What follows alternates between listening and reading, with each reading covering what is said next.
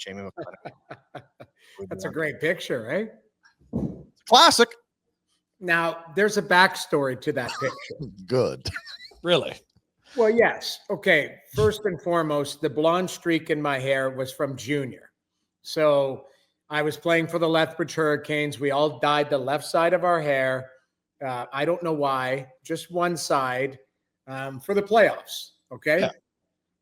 I can't remember how it went. Obviously, I didn't win, so it probably didn't go that well. I think we made it to the finals. We might have lost to either the Kamloops Blazers or the Spokane Chiefs. I think the first time we lost in the finals was to the Blazers.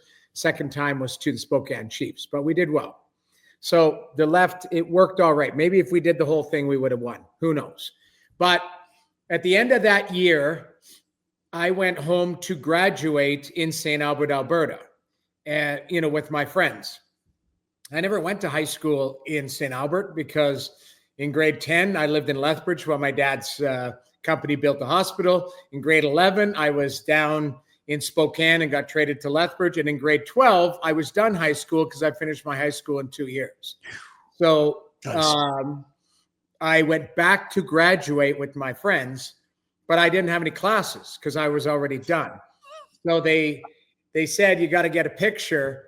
I came back and I don't know why, but I didn't have like an outfit. So I borrowed my buddy's outfit. So it was my buddy Trevor Ketza. That was his sweater and somebody else's tie and shirt. And I put it on and it was kind of like a glamour shot.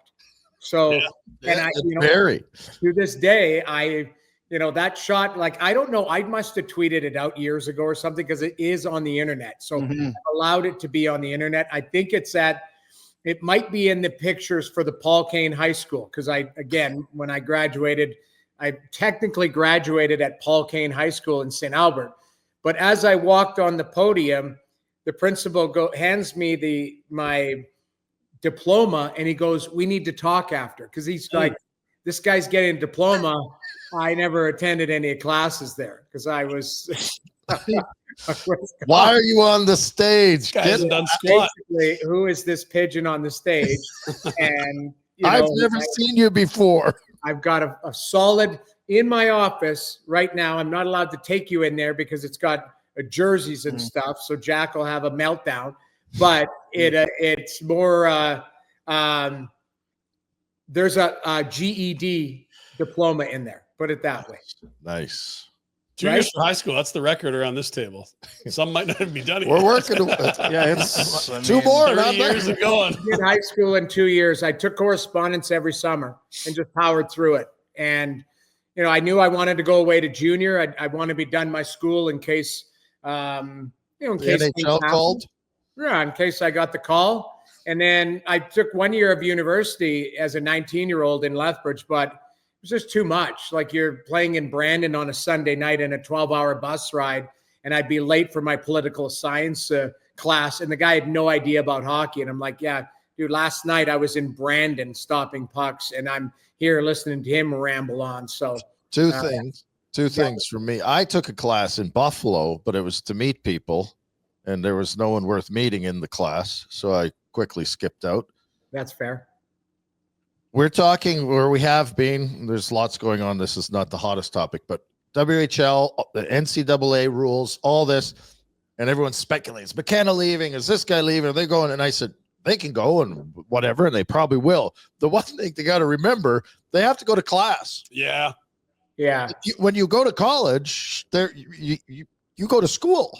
That's part of the catch. Yeah. It is part of the catch. I mean, keep in mind, I've played, and I'm sure you've played with lots of guys that, classes were optional. I know of one good friend of mine who said he paid his sister-in-law to do all of his tests and everything, and he got his degree. So I'm sure maybe nowadays they're all protesting anyways. I don't even know if anybody goes to class. So in the end, go to class, go to not. Like, for me, if you go to school, go to class. Like, especially if you go to like a good school, an Ivy League, get an education. Actually go there, go to school. Like, it's not the hardest thing in the world to, ask all the four of us in real life. Would you like to go back to college? I would. I never went. Exactly. If I went to college, I might still be there. I'd be Dauber from that show, Coach. I'd be there for 23 years trying to get my whatever it is. Well, see, I was thinking maybe you were Rodney Dangerfield going off the diving board. I was trying to think of what old dude going back to school fits here. You know what? And I would. It might be actually back to school because I would change the dorm into a luxury setup. Or Billy Madison rolling up in the Camaro or whatever it is with the REO Speedwagon T-shirt. This is a sequel to Billy Madison. That's what you're talking about. I'll go pull out that old sweater I wore in the glamour shop. That's right. Walking around campus. So I don't know. I mean, I do. You know, I was lucky enough to go to junior and go to pro and all of that. But I do admire people who go to college. Like I never got that experience, and it sounds like it was pretty cool. So, message Gavin McKenna, you better get your schooling. Yeah. Or do it online. Do your online. Someone to do it for you. Yeah, your sister-in-law. Whatever. Yeah, or when you sign up there, say, I'm going to need someone to do this shit for me. So let's provide that as well. I did a big chortle around the table. Two summers ago, I did a class from the University of Alberta, U of A class. What the hell class? Indigenous Studies. Okay. I took it and I did it. It's supposed to be a 3-month class. I did it in 3 weeks. That's much of life, though. There's a lot of bullshit out there that they say, it's going to take if you just go do it. And no one fails anymore. Is that right? Well, yeah. We're in the wrong era. Like I've got some dumb kids living in my house. They're all doing just fine. I failed grade 10 algebra 3 times. One of my friends, this is how, and he's still a dear friend of mine to this day, failed grade 7. Failed. Like they kept him back. Sorry, son. Which is insane. Can you imagine? Like these days, that's impossible. Grade. You get expelled before you fail. That's awesome. Yeah, you get kicked out of school. 100%. Can't fail. That's awesome. I don't even think that's possible. Do people fail grades anymore? Can you imagine? You show up at summer breaks coming. Yes, it's gonna be awesome. Here's your report card, and you don't even look at it. You put it on the desk. Mom and Dad open it up. You'll be repeating 7th grade. You remember at the back, like we would always open our report card and say, "You are moving on to grade whatever." His was like, "You are staying in grade." No. Yes. Now he's quite a successful person nowadays, but I don't know how he did it because, if you fail grade 7, like that's a hard-earned effort. It's adversity. That's the adversity maybe more of us need. Yeah. Exactly. I don't know how we got on this topic, but we don't like to talk about what Warner was talking about. Yeah, last night. What the hell's the matter with you? I made an outlandish statement. This is the last time I'm ever going to say it. Oilers are winning the cup. I'm looking back at 1993, the Montreal Canadiens. Really? How did they win 8 or 9 overtime games on their way to the Stanley Cup? Everything has to go your way. The Oilers are, I want to say fluking, but I don't think it's fluking. Everything's going their way. And they got a hot goalie that's going to be in the Hall of Fame soon. I don't care about that. The thing about it is, I think I've said it on this show, and we talked about it for weeks. The Oilers never played with their full team the whole year, right? Like now all of a sudden you add in like Evander Kane getting into shape, Frederick looking like he's not limping around. The weirdest one for me, and I don't know if it's going to be sustainable for the full playoffs, Corey Perry playing on the top line. It's a gutsy move because Perry doesn't skate well. Right. And he doesent defend well either. So the three of them, they like last night on the broadcast, it's like you got 3 Hart Trophy winners on a line. I forgot Perry won the Hart Trophy. Once collected a pension, but sure. Yeah. Yeah. It was in another lifetime, but it was, he is, I will say this, in tight spaces, he's perfect for them. He's what Hyman was last year, but he's got better hands than Hyman. I think he has better hands than Hyman, but Hyman turns pucks over, because he's fast on the forecheck and he's physical. Perry can hold on to the puck, and he's really good on the boards because he's cagey. He can be strong, even though he's not this physical specimen. He's just like that old man strength and caginess.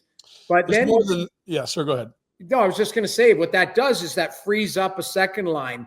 Now you've got Draisaitl that can play there. And then all of a sudden that third line seems to be kicking. and clicking. And, Connor Brown looks reinvigorated. Like the one thing, I know he scored a highlight reel goal. The one thing that Connor Brown always had going for him is he's a really good skater. And then, coming back off that ACL surgery, last year it took him forever to get his legs back. He got him back in the playoffs. He was a big part of the penalty kill, chipped in a goal here or there. He's got the legs back, and people forget, yes, playing with McDavid and Erie, he was a high-scoring player. He was a talented guy. He just found his role at the NHL level, which is farther down in the 6 to 12 spot. But, their depth of scoring, the biggest question mark was their defense and goalie. Now, the goalie doesn't have to steal games. I thought Pickard was solid last night, but he didn't have to be brilliant. And I thought their D have held up again. Now, it's one game, and Vegas didn't have their goods. Vegas didn't look good, and Aiden Hill looked exactly, and the closest comparison to Aiden Hill in National Hockey League, Stuart Skinner. They're big. They're not super mobile. They just, they get hit by the puck. I think they battle hard in the net, but, Hill is a goaltender that works to stop pucks. And I didn't think he had his goods last night. We'll see if he has it tomorrow.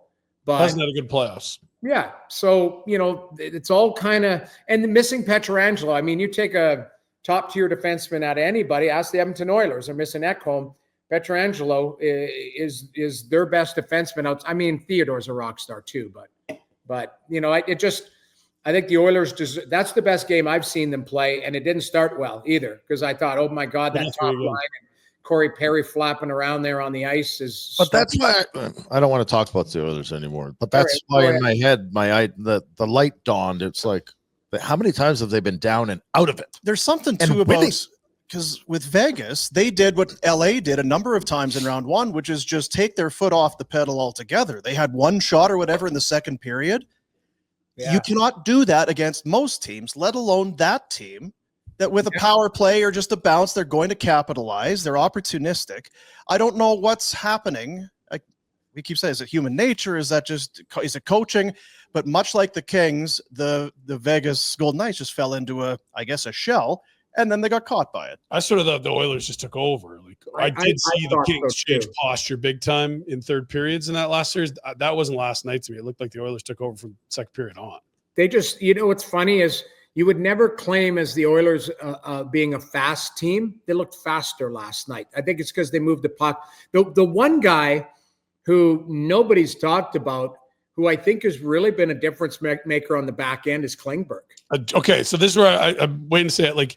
Yes, they're healthy finally. Okay, but there's a lot of guys that look like shit in the regular season. They're playing well right now. Right. And I sort of wonder about a team that's been as deep as they've been the last 2 or 3 years, saying, we're not going to be measured by a regular season, but that ability to turn the switch. And maybe it did take until late in game 3 for everyone to finally get there. But Janmark had a miserable regular season. I think he's already passed his regular season goal total or something hilarious. Yeah, Connor Brown at 13 this year.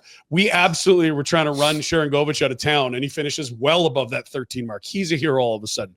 Klingberg has looked awful in his last 2 stops, was no good, started the postseason as a healthy scratch. It's not just that they're healthy. They're getting meaningful contributions from guys who were no good this year. Yeah, it's a great point. But I wouldn't even counter it. I just would pile on to it is, health is a big part of it. Klingberg didn't, I thought we all thought he was done. I don't know how long an injury of hip resurfacing and all that takes to come back where you actually feel comfortable. We just talked about Connor Brown. It took him all last year to get up to speed. And then this year, it didn't go great in the regular season, but he certainly found it and turned it on. The one thing that doesn't go from players who are talented is the hands. And that's what Klingberg has. Mm-hmm. He doesn't have speed, but he's cagey. He makes plays. Last night, you could see was it the Perry goal? The exit pass is Klingberg, an 80-foot pass into the neutral zone, cross ice, perfect pass. To me, it's stuff like that where it's just a difference maker of being able to hold onto the puck, make a play, instead of they had Josh Brown in there trying to just rim it up the boards and hope that the puck doesn't come back down his side. Whereas Klingberg, Yes, again, not fast, and not overly physical, but really smart. And, I think him just being able to play a regular shift has really helped settle everybody else down, because when they had that Josh Brown out there, you're just playing shorthanded. Like I'm not being disrespectful, but I'm just being truthful. And then, everybody else tries to cover up, and it's like, okay, Nurse is trying to do too much, and Bouchard's doing what he's doing, and Wallman. Like, to me, they don't need to be brilliant. They just need to be good and stable. They were, and they have been now the last 3-4 games. Winnipeg and Dallas get going. I was curious, have you ever been a part of what we saw on the weekend? Either the Dallas come from behind or the collapse on the other side, or certainly St. Louis, Winnipeg. Have you clutched victory from defeat or defeat from victory in close to those fashions? Nothing that crazy.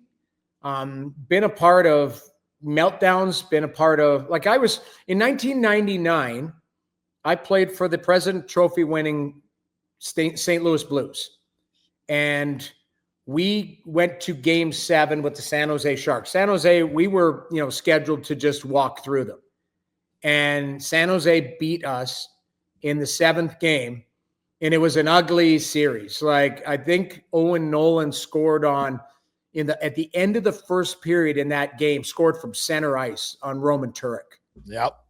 And there was also in that, I believe, I don't know if it was that game or in that playoffs, that round, Mark Bergevin threw the puck in his own net, because Nice. I remember Prongs coming to the bench when everybody was looking for it, and he looked at me and he goes, "It's in."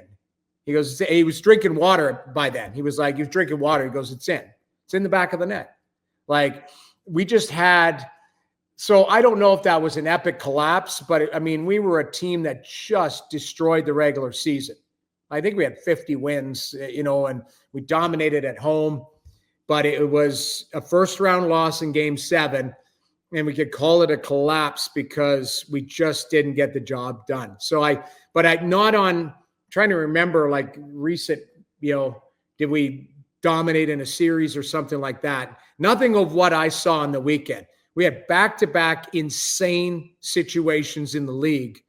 I thought I saw a stat, and I can't remember who posted it, saying that the 2-goal comeback has happened in the third period like 5 times in the last 100 years in the league in Game 7s, and we saw it twice in 2 nights. Yeah, 2 minutes for one. It's just insane. Was there anything? They're both so impressive that they're exciting. Was one more? I was pissed off. I thought that penalty with under 5 to go in the Dallas Winnipeg game was Colorado. Sorry, Yeah, completely unnecessary. I was like, "What are you doing, refs? Get out of the way!" Yeah, I would agree.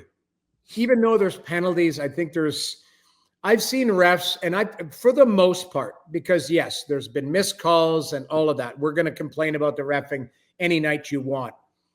But the games, like, get out of the way and let the players play. Like, unless it's egregious, unless it's a puck over the glass or that type of stuff, unless, if a guy chops somebody's arm off, I get that. Yeah. But outside of that, borderline calls should not be called when it is the balance of the series, especially in a Game 7.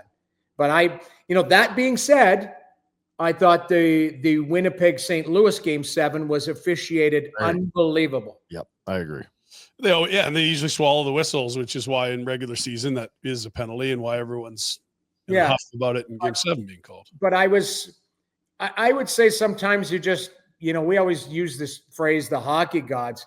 Rantanen takes that game over, but he also gets some favorable bounce. Yep. Gerard kicks it in his own net. That's not going to, most of the time the D-man takes away that bounce. He was falling. He didn't have an angle to put it in himself. He gets help on that. That's just where it's like, okay, like, it's your night. And the weirdest, not even weirdest, the most unfortunate thing, listening to Nathan MacKinnon want to kill somebody afterwards going, I don't know, we got beat by a team that didn't have their best 2 players, really. Yeah. And he's sitting there having to shake one of his best friend's hands in the lineup who just stuck a dagger right through their heart. Like, you want to talk about storylines. That's the most insane one. And now, was it yesterday or 2 days ago, Sakic and McFarland are coming out and saying, we had to, we made that call, and we needed more depth. We didn't think our team was. But you're going to have Nathan MacKinnon calling and going, what are you going to do next now? Mm-hmm. Because we just got beat by a team that didn't have their best. I think somebody suggested this, again, not my suggestion, but I was like, I could see that. MacKinnon might go, I want the guy I'm going to the World Championships with. 100%. Can you make that happen, or we're going to have a problem? They can't make it happen, though. How can it's up to Sid, yeah. It's up to Sid. Okay, yeah, but Pittsburgh's getting all in return. What are they getting from him? I'll just give them a bunch of firsts down the road. Who cares? It's 3 years out. I don't think they have any. Well, it's something. Yeah. You're going to have to give them something, but you're right. Like, if Sid goes to Dubas and says, you have an alert out there. Alert here. Very concerning. I'll read it later. Okay. Don't think it's supposed to work that way, Noodler. No, it's a test of the Ontario Alert Ready system. Oh, it's a test. Great. Can't you tell? Really good. Tell Doug, great job. Doug Ford, that you're doing a Plus, don't F with our premier. I don't know what it is. They're clash. Daniel Smith, I love her. She's a rock star. Anyways, but my point being is if Sid goes to Dubas and goes, I love you, or not love you, I want out, they're gonna make it happen. Like, and how's the trade? Like, I don't know. What does that look like? I don't think. I mean, did the Gretzky trade look even close? Of course not. Like, it's exactly, you do what Sid asked you to do because that's what you owe him. He is why you have rings. Yeah, there's 3 banners. To delete those, no, you treat him. You do whatever it takes to get Sid where he wants to be. You know what you hope at that point? Sorry, I got. Grab that hat for me. All right. Oh, he's got the Conroy /coaching hat. Well, it's GM hat. Noodlers, we're going to have the GM hat. The GM hat. Yep. All right. Sid comes into my office. I'm Kyle. Okay. I'm Dubas. Nerd. I want them out of here. Get me on the next train out of here. That's right. Trains to Denver. All right. So, but you're hoping if you're Dubas, that's the start of a snowball effect, aren't you? Okay, yeah. Sid, he wants out. Carlson. Now Carlson, Letang, and Malkin. And now I'm going, everybody's winning because you guys are going places you can win, and I'm getting a plethora of youth to come back in and rebuild this. And that's, I've always felt that's the reason why he signed a 7-year deal there, is he was going to go all in for 2, maybe 3. I would argue 2. Because they should be done with it. The trading for the Kevin Hayes and guys like that. And, you should be done with it. And then after 2, you go, hey, it didn't work. Now we're gonna move on from legacy players and say, okay, open for business. Sid, where do you want to go? Yes, you want to finish your career here, but we are now going to rebuild. We just fired your head coach, the guy that, is ingrained. Now this is the first block the first card that's going to drop in the house of cards. So I would think, again, I'm not trying to start rumors. I would think that Nate and Sid are having those conversations over wherever the hell they are. Well, we thought at 4 Nations they'd be having those same conversations too, right? Yeah. Well, he'll be lobbying. We don't know what Sid wants to do, but we know that MacKinnon will be lobbying. And then you get crazy and you go, okay, Colorado, sign Brad Marchand, the guy that we skate with in the summer as well. Another East Coaster, right? And you're not getting. He doesn't need a king's ransom. He's got money. It's more about finding the right spot. Like that's getting crazy. But okay, I was never that good, and no one wanted to hang out with me in the summer, and I was swatting mosquitoes in northern Saskatchewan. I always wanted to hang out with you. That's a good point. But are those conversations that are had? Do you know what I mean? Like I'm trying to think of in Buffalo. I would say, Rhett, I would say yes today. Back then, no. And you know why? The game was different. For me, I'll take any contract that was offered. I knew what I was as a player. I wasn't going to go, hey, Iggy, I always feel like Iggy may have helped because of my friendship with him. I think I've told you guys this story. It's actually pretty funny. the first ever time I got traded to Calgary and signed there and whatever, I go to skate with the team for the first time ever. And we ended up at this bar on 17th Avenue the night before. We were going for one drink. And we ended up having 100 drinks and shots and all of these ridiculous things. And we were skating at Father David Bauer or whatever. I think it was Father David Bauer the next day at like noon, maybe 11 o'clock. I would think I was still drunk. And I showed up there, and it was the first time I was ever going to skate with the Flames and the veteran guys. Okay. Iggy doesn't show up because, of course, he's not feeling well or whatever.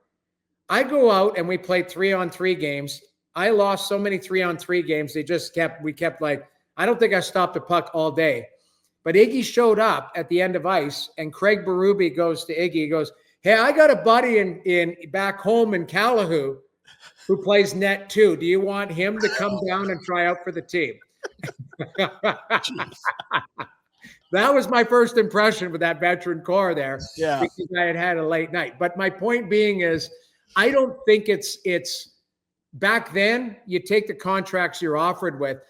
I don't recall outside of Paul Kariya and Timo Solani did it, right?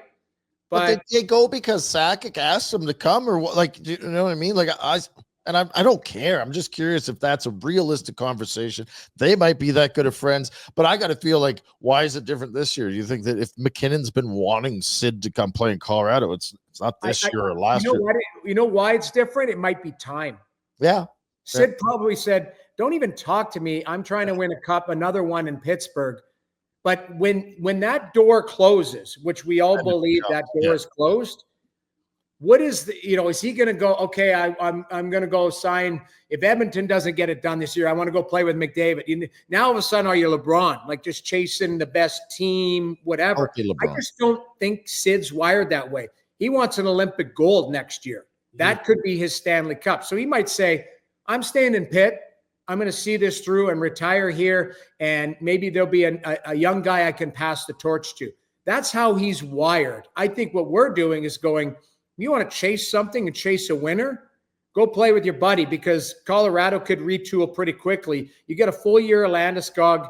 I mean, actually, I didn't think that team was far off. They're pretty good. You know, just they ran into a hell of a team as well. Dallas, we could easily be sitting here a month and a half from now going, the Dallas Stars won the cup too. And blew a 2-0 lead in Game 7. It could very easily be them, but and we can move on or we can be done with it. But it just there's enough there to at least have that compelling conversation. Pittsburgh's at the end of their arc. Sid had a great year, just won, was so good at the Four Nations. You can see that fire still burns. MacKinnon is sour, and they need to do something in college. There's just enough there, to think that, maybe. And it wouldn't be like LeBron. No. Because Sid has been so loyal to that franchise. He's been on a value deal for 3 rings already. His whole thing. Like he's done enough there. Yeah. The question just is he's such a consummate pro. What does finishing his story in Pittsburgh mean to him? It's the one jersey player thing, right? Right. And look, this tournament's 3 weeks long. Everyone forgets how bloody long the World Championships are. Like, don't think this isn't coming up. Nate's for sure absolutely boiling over, like infuriated. The last 2 playoff series they lost, Val Nichushkin got dragged off the team. Yeah, like this is the first time they've all been there. I'm not saying it's not, but they're not renting a meeting room. No, but sitting down going, listen, this is how, like, this is these guys. I guarantee you, at somewhere along the line, they've been sitting at each other's houses watching TV or something, because it sounds like they're pretty close. In the summer or after a work, I'd be like, at some point, I'd love to play with you. I'm sure Nate has said that. This is where I can't understand, because nobody's ever put those 100 drinks in you. You and Noodles sitting around the fire. Yeah. I said it my whole life, Rhett, to you. At some point, I want to play with you. And when you would order a bucket of chicken during the lockout every day and say, banking on a lockout, I said, I still want to play with you eventually when you get down from 240 back down to 205. Well, what we were saying is, God, I hope someone will keep us around and let us play. I'll go anywhere, please. See, so it's just different conversation. Yeah, It's different similar. conversation. They're ahead. Yeah. So No. we started out talking about the 2 Game 7 clubs. They both impressively did it without some of their best players. Today we see Scheifele and Morrissey in contact jerseys. Now that doesn't mean they're going to play, but they were wearing non-contact jerseys yesterday. Robertson's taken a shift on the top line at Dallas's skates. Haskins is not there yet. Just talk to me about what you expect out of this series, because there's some new characters all of a sudden that are popping in. Well, the expectation for me is that Winnipeg, I wouldn't say dodged a bullet, because I thought they really took over the game and got back into it. And obviously you need a lot. You need the hockey gods to line up for that tying goal with 8 seconds left. Ehlers fans on the puck. Lowry gets it back to him. He cross-ice seams it and Connor whiffs on it. Takes a one-timer as hard as he can just towards the net, and it kind of goes by Falk's stick, and beautiful. So the hockey gods had to line up. But what I mean by this is Connor Hellebuyck, the most polarizing player in the first round, by not even close, other than maybe Sam Bennett here in Toronto, but that's a different story. But is the weight of the world off his shoulder? Are we going to see the Connor Hellebuyck that we expected or hoping he was getting the monkey off his back? He certainly said that in his media yesterday or 2 days ago, saying, I feel like, the weight of the world. You got to go show it. That's the difference. Like, you don't just show it in a 2.5 period stretch of a 7-game series where he was wildly inconsistent and not good. If Winnipeg goes through, I think Hellebuyck has to be the story, or the biggest, one of the biggest stories. You talk about it, the injuries coming back. Like, I always believed Scheifele was close. He'd either play tonight or maybe play game 2. The Morrissey one, I don't know if that looked elbow, if that looked shoulder sublect, like something looked weird there. But the fact that he's not going to be 100%. He'll fight through, and I think he's a talented enough player to play. But Robertson, Haskinen, Dallas is good without them. Yeah. Add them in. That's a hell of a team. Like, the only guy that, like, and I know I might take some heat for saying this, is Ottinger still has to prove stuff to me. He had the great series against the Flames. Yeah, unreal. Johnny scored the goal, short side, beautiful OT goal after he made 50 saves and basically almost stole that series. But, Ottinger is a wildly inconsistent goaltender still for me. Makes great saves, but he also allows goals that I would think that he needs to make the saves. So it's not this mismatch in net. I think Hellebuyck's got something to prove, but I still believe Ottinger does too. So Pete DeBoer at 9-0 in game 7s. If you're Winnipeg, you don't want to get to a game 7. I'll tell you that. That guy knows how to coach. So it'll be a great series. All of them are great series. Even that Washington, Carolina, nobody talks about it. Carolina dummied Washington last night. Like, that was... They Carolinaed them. They outshot them 3-1. They still needed overtime, but they did it. They did it. They're shot volume team. They're a hardworking team. They're good D. They've got a goaltender who's really good when he's healthy. Like, they could surprise people just on the way that they play. Like, they mirror their coach. And Washington did not have their goods last night. I didn't think Florida had their goods. I thought Bobrovsky was terrible in game 1. I thought Toronto looked really good, but then, Joseph Wall plays tonight. Like, there's lots of storylines here to be plucking that look pretty good for, this second round. If we gave you the true serum on the goalies, like I chatted with a goalie coach in the last 2 weeks, and they just said, look, I've never been a big Hellebuyck guy. And I've always thought, the numbers have been good, but it's a guy that fits a system, and that system don't work as well in the playoffs. Like, if I gave you the true serum and said, you're starting the playoffs, give me your list of your top 10 goalies in the league, where does he come in? It's like, well ahead, and Vasilevsky. My number one would be Vasilevsky, but he hasn't played well in the last couple of playoffs. Like, Bobrovsky would have to be right there. Like, I think Bobrovsky is a big time goaltender. You know, Hellebuck would not be in my top 3. Like regular season, there's regular season players and they're playoff players. And, you know, some are just great in the regular season and the playoffs. Draisaitl's one. He plays playoff hockey all the time because he likes contact and he has no problem with it. But I look at goaltenders out of who's left. I mean, Bobrovsky's my one. Like now who's left? You know what's crazy? It's just off topic and he's not even playing.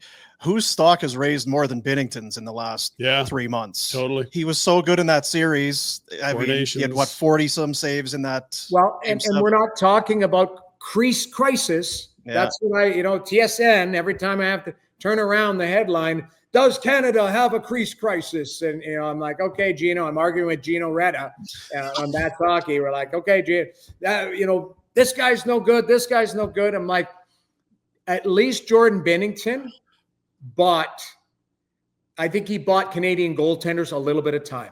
Yeah. Because regardless of what he does heading into by Christmas next year, you can still say he won the 4 Nations last year. He's your starter. And let's see who else is playing well at the time. He's great against Winnipeg. Yeah. And what if Logan Thompson wins a cup? There's another guy there, right? Like I'm trying to think who are Canadian goaltenders that Thompson had a good series. He was really good for Montreal in a series they got outplayed pretty badly. Yeah. I mean, there's not been great, but your kid, McLennan, Pinder's kid, they're both goalies. We're running real lean here. It's a thin list. No, we're in good hands. Yeah. Your kid's a goalie too? I got twins. One's a goalie. The other's a shit disturber. Yeah. I would think that'd be the other way. The disturber is in net, but I guess not. Yeah. So did you have anything else while you have your GM hat on? No, he is really good today. Really good. Yeah. The Leafs goalies, because that's a huge Stolarz has been arguably like a sneaky MVP for them this year. He's been great. He only played 33 games in the regular season, 32, but the games he played, his numbers are off the charts. He's a big goaltender, athletic, good demeanor, handles the puck well. Was that hard enough? I don't know what to make of the other night. I had a tough time because he gets the shot from Reinhart. And believe me, I got a shot on the button one time in St. Louis playing against Vancouver. I got knocked out. It hit my chin. I kind of like blacked out. I was able to compose myself. I left. I puked. They kept me in a dark room. I spent the night in the hospital that night for evaluation, and I played 2 days later. But that was in 1998 or 99 when, the concussion protocol was a lot different. I don't know. I mean, he either got he got a head injury from the shot and the Bennett glove, forearm, whatever you call it, combination of both or whatever.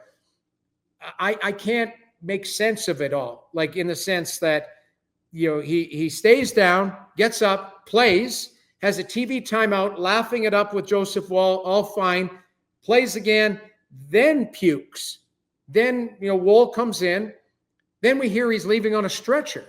The only thing I can think of is when you play, and we all have played at high levels and your adrenaline's going. I can't imagine. So, Rhett, you're played in a Stanley Cup final. Your adrenaline's going. No matter what injury it is, it's not as bad as whatever it is until the adrenaline comes down. So maybe he had some sort of episode after he gets in the dressing room and they, his adrenaline comes down. I hope he's all right. Sounds like he was back at practice yesterday, yucking it up with the guys.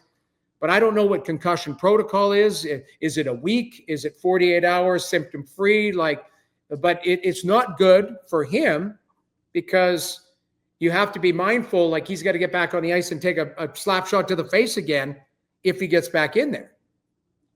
I got hit once, and I forget. I told the story the other day. Mm-hmm.